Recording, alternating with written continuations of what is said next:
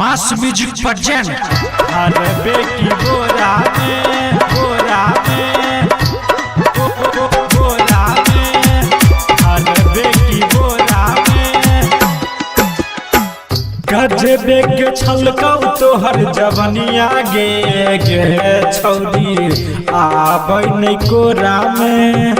गजबे के छलकौ तोहर जवनिया गे गे छौरी आबै नै कोरा में। मारे छौ हिलो रग तोरा आबै नै कोरा में।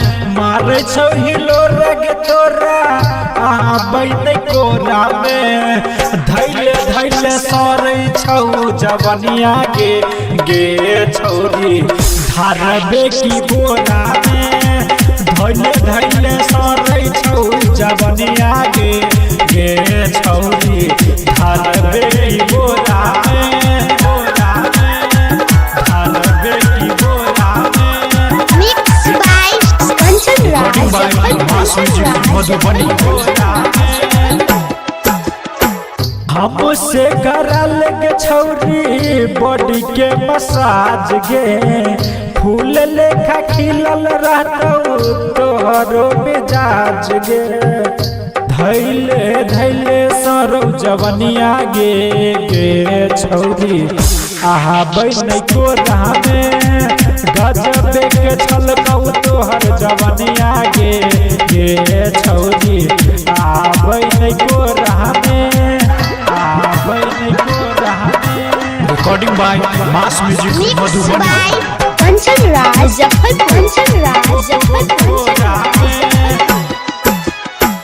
छोट छौ मरिया के गोरकी बड़का छौटी कोरा धरतौ जलपुआ छोरा छोड़तौ नै तोरा। धैले धैले सरतौ तोहर जवनिया गे गे छौरी आबै नै कोरा में। गजबे के छलकौ तोहर जवनिया गे गे छौरी आना हमरा कोरा में आना हमरा कोरा में। Recording by mass Music Madhubani.